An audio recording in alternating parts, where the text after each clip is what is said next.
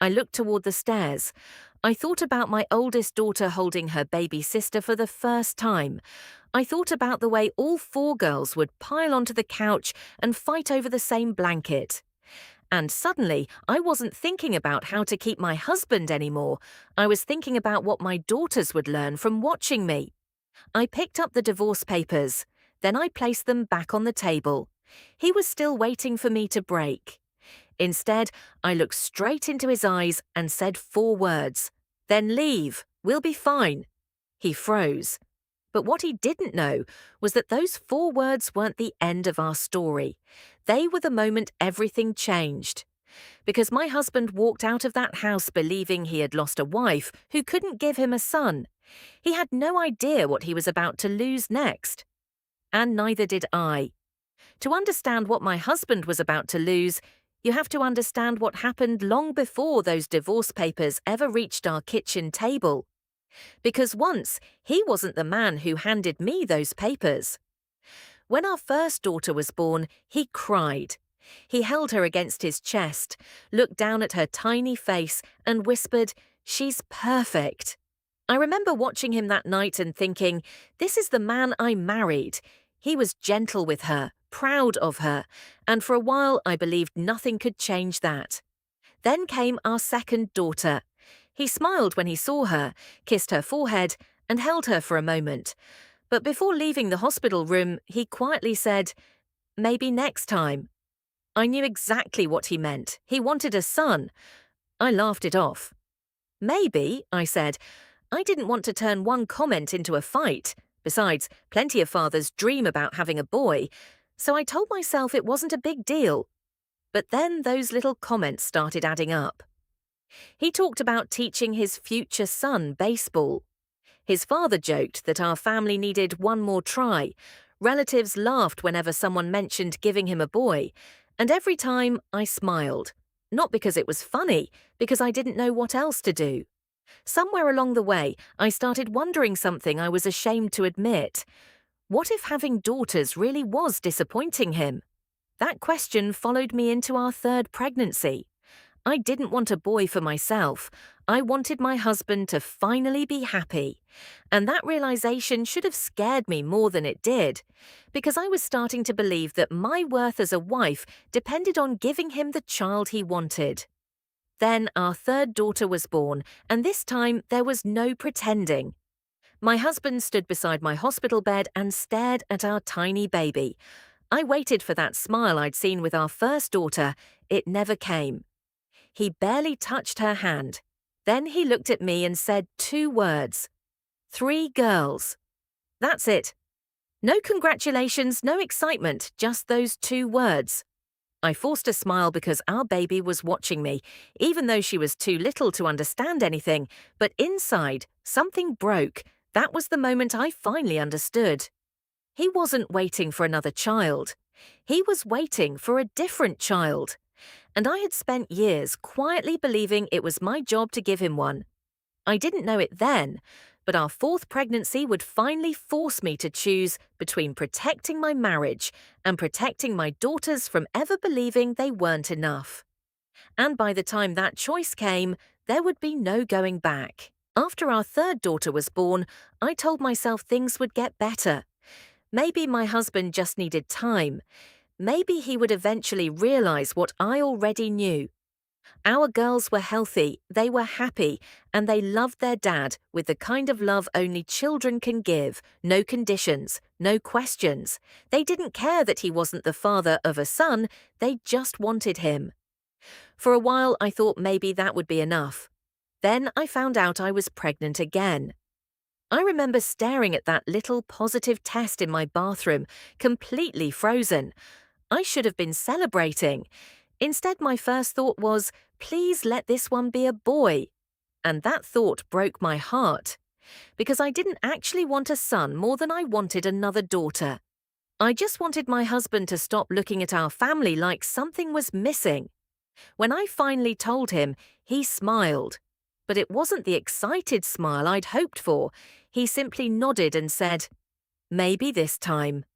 Those 3 words followed me through the entire pregnancy. At every appointment, I watched his face. Every time the doctor mentioned the baby, I looked at him before I looked at the screen. I was searching for hope, searching for excitement, searching for some sign that this baby could fix what had already started breaking between us. I even caught myself imagining my husband holding his son. Maybe he'd finally become warm again. Maybe he'd stop comparing our family to everyone else's. Maybe he'd look at me and think, we made it.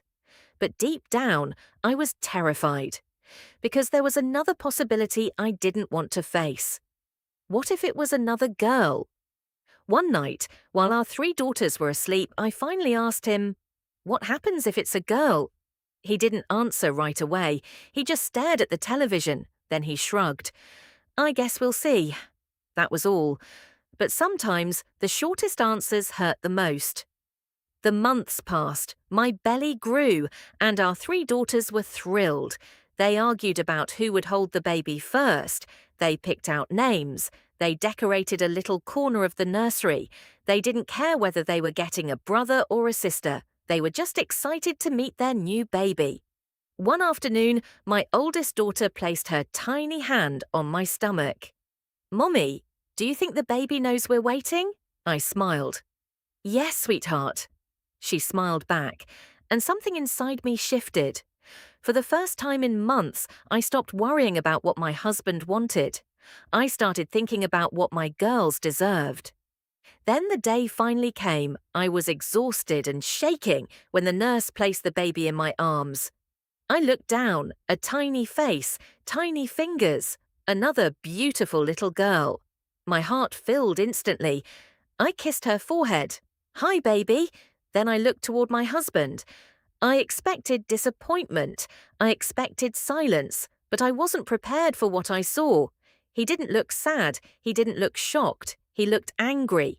He stared at our newborn daughter for several seconds. Then he looked directly at me, and finally, he told me exactly what he wanted, and those words changed everything. He didn't even try to hide his disappointment. He looked at our newborn daughter, then at me. I wanted a son. I stared at him. I had just given birth. I was exhausted, still holding our 4th daughter against my chest, and the first thing my husband could think about was the child we hadn't had. He shook his head. 4 girls. And now we're supposed to just accept this? I looked down at the tiny baby in my arms. She had no idea. She didn't know her father was already looking at her like she was something he hadn't wanted. I wanted to scream. I wanted to ask him how he could possibly look at his own daughter and see disappointment, but I didn't. I just held her tighter. Then he said, "I don't know if I can do this anymore." He walked out. I watched the door close behind him, and for once I didn't chase him. I looked at my daughter and whispered, "It's okay, I've got you." But honestly, I wasn't sure if I believed myself. The next few days were quiet, not peaceful, quiet. My husband came home, barely spoke, and kept his distance from the nursery. One evening, I finally sat across from him at the kitchen table. "Are you really unhappy with us?" He rubbed his forehead. "I just imagined my life differently." That sentence hurt more than I expected, because suddenly I understood. He wasn't angry because we'd done something wrong. He was angry because reality hadn't matched the family he'd imagined in his head. I looked at him. "So what happens now?" He didn't answer. 3 days later, he came home carrying a thin brown envelope. He placed it on the kitchen table. I stared at it. "What is this?" He didn't sit down. "Maybe we need to start over." My hands went cold. I opened the envelope. Divorce papers. For a few seconds, I couldn't even breathe. I looked at the signature line, then I looked at him, and something strange happened. I didn't cry, I didn't beg, I didn't ask him to give us another chance, because after years of wondering whether he would leave, I suddenly realized I was more afraid of what his leaving would teach our daughters than I was of losing him. He had expected those papers to break me. He had no idea they were about to reveal a side of me he had never seen before. And when he finally heard what I had to say, he would realize the woman he thought he could leave behind wasn't the woman standing in front of him anymore. That night, I went upstairs. All four girls were asleep. My oldest had one arm wrapped around her youngest sister. The middle two were curled together under the same blanket. I stood in the doorway for a long time, and for the first time, I didn't see four daughters my husband had failed to get past. I saw four little girls who deserved to grow up knowing they were wanted. They deserved a mother who would never let anyone make them feel like they were somehow less.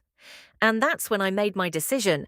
I wasn't going to beg my husband to stay, but I also wasn't going to let him walk away and come back whenever he finally realized what he'd thrown away.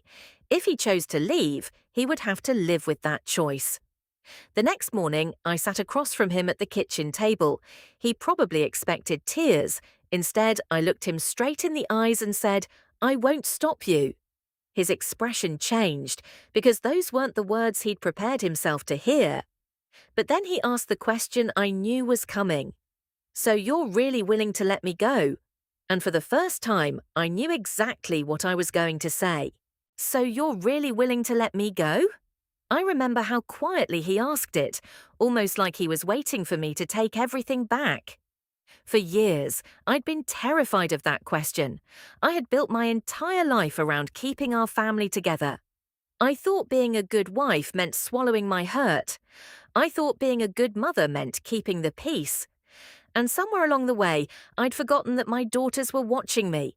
They were learning what love looked like by watching what I tolerated, so I looked at my husband. Yes, just one word. His eyebrows lifted. He clearly hadn't expected that. "You're not even going to fight for us." I took a breath. "I've been fighting for us for years." That silenced him. Because it was true. I had fought through every awkward family dinner, every comment about needing a boy, every time he pulled away. Every night I wondered if I was somehow failing him. But I wasn't going to fight anymore for someone who believed my daughters were the reason he was unhappy. He looked down at the divorce papers, then back at me. "I thought you'd ask me to stay." "I wanted to," I admitted. His expression softened. "But I can't teach our girls that a woman has to beg someone to choose her." He didn't say anything. I could see the words hitting him. For the first time, he looked toward the stairs. Our daughters were still asleep. He stared at that hallway for a long moment. Then he asked, "What happens to us?" I looked at him. "I don't know." That answer seemed to scare him more than anger ever could, because I wasn't threatening him. I wasn't trying to punish him. I genuinely didn't know what the future looked like anymore, but I knew one thing. I wasn't going to spend another day convincing someone that my children deserved to be loved. He pushed the divorce papers away. "I need some time." I nodded. "Take it." He stood up, but before he walked away, he stopped. He turned around and looked at me. And for the first time since our fourth daughter was born, his eyes weren't filled with frustration. They were filled with fear. Not fear of losing his marriage. Fear that he might have already lost something much bigger. Because that afternoon, something happened that neither of us expected. One of our daughters overheard part of our conversation, and when she asked me one innocent question, my husband was standing close enough to hear it. Her question wasn't about the divorce, it wasn't about money, it wasn't even about whether Daddy was leaving. She simply looked at me and asked, "Mommy, was Daddy sad because I'm a girl?" I felt my heart stop. I looked at my husband and his face went completely pale. Because suddenly this wasn't about what he wanted anymore. It was about what his daughters had started believing about themselves, and that was the moment he finally understood what his obsession had cost us. My daughter was still standing there, holding that little stuffed rabbit against her chest. My husband looked at her. Then he looked away. "Sweetheart, that's not what I meant." Her little voice came back quietly. "But you wanted a boy?" He froze, because there was no way around it anymore. She had heard enough. I pulled her into my arms. "You didn't do anything wrong." She nodded, but I could feel how tightly she was holding on to me. My husband stood there looking completely lost. For years, he'd convinced himself that wanting a son was harmless, just a dream. just something every father could wish for. But standing in that kitchen, hearing his daughter wonder whether she was the wrong kind of child, he finally saw what that dream had been doing to the people who loved him. He sat down. "I'm sorry." My daughter looked at him. He swallowed hard. "I should never have made you think that." She didn't run into his arms. She didn't forgive him immediately. She just stared at him.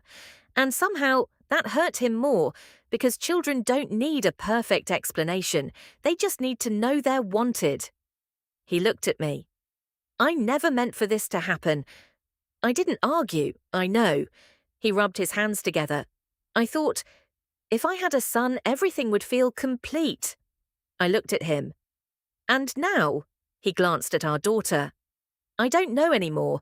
That was the first honest answer he'd given me in years. But I wasn't ready to celebrate. An apology didn't erase everything. It didn't erase the nights I'd cried quietly so my daughters wouldn't hear. It didn't erase the way I'd questioned my own worth. And it definitely didn't erase those divorce papers sitting on our table, so I told him something he wasn't expecting. "If you want to stay, don't stay, because you're afraid of losing us." He looked at me. "Then why?" "Stay because you finally understand what you already have." He didn't answer. He just looked toward the stairs. One by one, our daughters had started waking up. The oldest appeared first, then the other two. The youngest was still asleep upstairs. They all looked at their father. And something about that moment seemed to hit him harder than anything I'd said. These weren't the children he had been waiting to replace with a son. These were his daughters, his family, the people who had loved him without ever asking him to be anything other than their dad. He stood up slowly, then he walked toward them. For the first time in months, he didn't look past them. He looked at each one. Really looked, and when he finally reached his oldest daughter, he knelt down. "I've been stupid." She didn't understand everything, but she understood his tone. He pulled her into a hug. Then another daughter joined, then another. Within seconds, all three were wrapped around him. I stood there watching, and for the first time, I allowed myself to wonder if our marriage could actually survive this. But there was still one problem. The divorce papers were sitting on the kitchen table, and my husband had already signed them. So even if he wanted to stay now, I wasn't sure I could still let him. The next morning, my husband picked up the divorce papers from the kitchen table. He stared at his signature for a long time, then he looked at me. I was wrong. I believed that he was sorry, but I also knew something important. An apology could happen in a minute. Trust couldn't, so I told him, "If you stay, things can't just go back to the way they were." He nodded. "I know. You have to show our girls they were never the problem." "I will." And this time I didn't ask him to promise me anything. I watched what he did. He started showing up. He got up early with the girls. He helped with breakfast. He listened when they talked. He stopped making comments about having a son. And slowly, our home started feeling different. But I didn't suddenly forget everything. There were still moments when I'd catch him looking at the girls and wonder if the old disappointment was still somewhere inside him. Maybe that was unfair. Maybe it wasn't. But after everything we'd been through, I wasn't going to pretend trust came back overnight. Then, a few weeks later, we were at a family gathering. One of his relatives laughed and said, "Well, maybe you two should try one more time." Everyone chuckled. My husband didn't. He looked at him and calmly said, "No." The room went quiet. Then he looked across at our 4 daughters. "My girls are enough." I felt something inside me loosen, not because those words suddenly fixed everything, but because for the first time, he wasn't saying them to convince me. He actually believed them. Months passed. The divorce papers stayed in the drawer. I still hadn't signed them. Not because I was trying to punish him, because I needed time. I needed to know whether this was real. And one evening, our oldest daughter was sitting beside him on the couch. She looked up at him and asked, "Daddy, do you really like having 4 girls?" He smiled. "More than you know." She thought about it for a second. Then she asked, "Would you still want a boy?" My husband looked at her, then he looked at me, and he said, "There was never anything missing." My eyes filled with tears. Because years earlier, I'd spent so much time wondering if I was enough, if our family was enough, if 4 daughters were enough. Now I finally understood something. We had never been the ones who were lacking. He was the one who had been looking for something that wasn't missing. And those 4 words I said that night, "Then leave, we'll be fine." They didn't make him stay. They made me stop being afraid of him leaving. And maybe that's what finally gave him a reason to stay.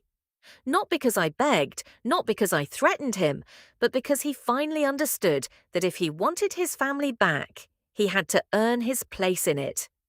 Would you have taken him back after everything he did? Tell me what you would have done in the comments.